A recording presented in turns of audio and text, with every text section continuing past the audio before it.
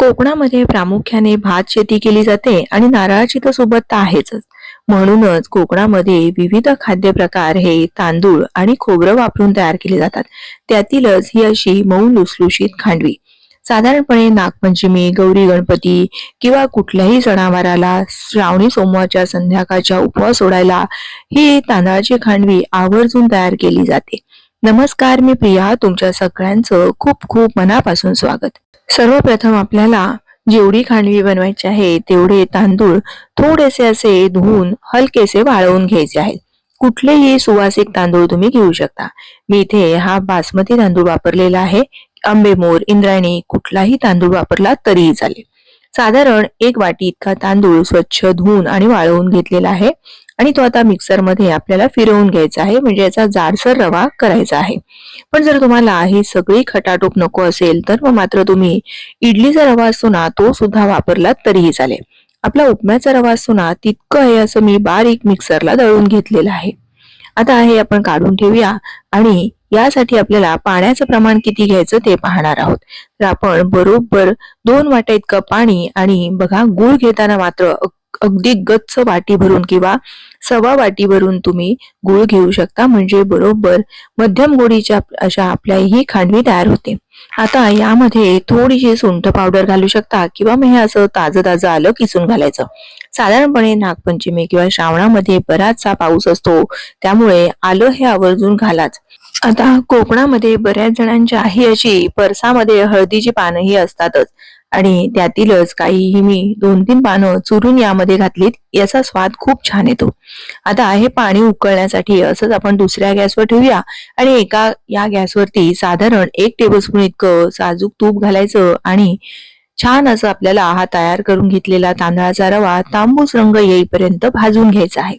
जेवढा आपण चांगलं तुपामध्ये भाजतो तेवढा तो खमंग होतो आणि चवीला खांडवी सुद्धा खूप छान लागते. यामध्ये विशेष असे कुठलेही आपण पदार्थ वापरणार नाहीये. बघा, छान असे मस्त तांदूळ, गूळ, खोबरं असं हे साधेच घरातले साहित्य वापरून ही आपण मस्त अशी बर्फी तयार करणार आहोत. आता पाण्याला सुद्धा उकळी आलेली आहे. आलं, हळद याचा स्वाद यामध्ये खूप छान उतरलेला आहे आणि हळदीची पानं नसतील ना तरी काहीच हरकत नाही, फक्त आलं मात्र आवर्जून घाला. गुळामध्ये सुद्धा कधी कचरा असतो, त्यामुळे हे पाणी कायमच असं गाळून घ्यायचं, म्हणजे आल्याचे कण सुद्धा बाजूला होतात आणि गुळामध्ये कचरा असेल तर तो सुद्धा वेगळा होतो. आता लगेच 1 वाटी इतका ओला खोवलेला नारळ घातलेला आहे आणि पाव चमचा वेलची आणि जायफळाची पूड. आता गॅस लहान करून हे एकदा चांगलं असं हलवून घ्यायचं. लगेच मिश्रण आहे असं जसं आपला उपमा कसा घट्ट घट्ट होत जातो तसं हे लगेच मिश्रण घट्टसर होतं.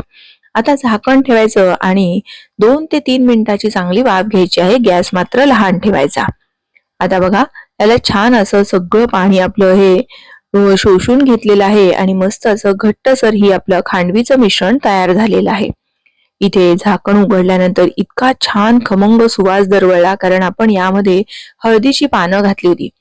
पण जर तुमच्याकडे हळदीची पानं नसतील तर तुम्ही यामध्ये जसं सांगितलं तसं वेलची, जायफळाची पूड आणि आलं मात्र आवर्जून किसून घाला. आता हे तळापासून एकदा चांगलं असं मी हलवून घेतलेलं आहे. जर तुम्हाला आवडत असेल तर तुम्ही यामध्ये ड्रायफ्रूटची भरड सुद्धा घालू शकता.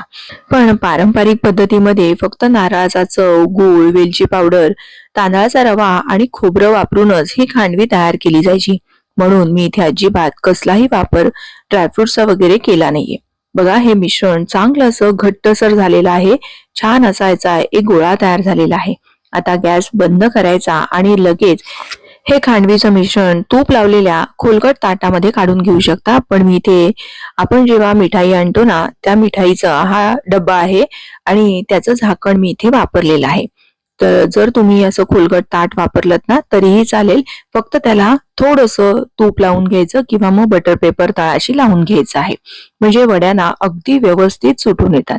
आता एखादं स्पॅच्युला घ्यायचा किंवा सपाट तळाची वाटी घ्यायची आणि हे सगळं चांगलं असं एकसारखं थापून घ्यायचं आहे. आणि हा असा जर स्पॅच्युला असेल तर मग मात्र व्यवस्थित एकसारखं आपल्याला वडी थापता येते. यावर काही ओल्या खोबऱ्याचा हा कीस घालायचा आणि पुन्हा हे चांगलं असं थापून घ्यायचं। आता ही वडी पूर्णतः थंड होण्यासाठी अशीच आपल्याला बाजूला ठेवायची आहे आणि त्यानंतर आपल्याला हव्या त्या आकारामध्ये कट करून घेऊ शकतो। पूर्णतः थंड झाली की हे बघा, या कडा ना अशा व्यवस्थित सुटायला लागतात।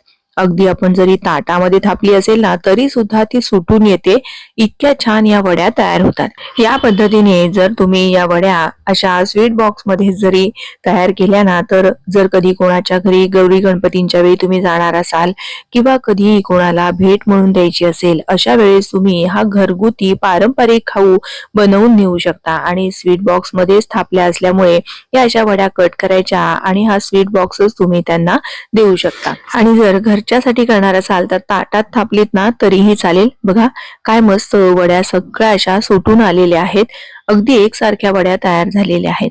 आणि मुळात म्हणजे मिश्रण बघा अजिबात कुठेही या बटर पेपरला चिकटलं नाहीये, अगदी स्वच्छ असा पेपर राहिला आहे। आणि बघा अशी ही मऊ लुसलुशीत तोंडात टाकताच विरघळणारी अशी आपली वडी तयार झालेली आहे। गौरी गणपतींच्या वेळी, नागपंचमीच्या वेळी किंवा श्रावणी सोमवारच्या वेळी तुम्ही या अशा वड्या नक्की तयार करून पहा आणि तुमचा अनुभव माझ्यासोबत शेअर करा। व्हिडिओ थोडा जरी आवडला असेल तर प्लीज व्हिडिओला एक लाईक करा, तुमच्या मैत्रिणींना, नातेवाईकांना जास्तीत जास्त शेअर करा। अशा छान छान रेसिपीज पाहण्यासाठी प्रियाज किचनला सबस्क्राईब करा। पुन्हा लवकरच भेटूयात। धन्यवाद।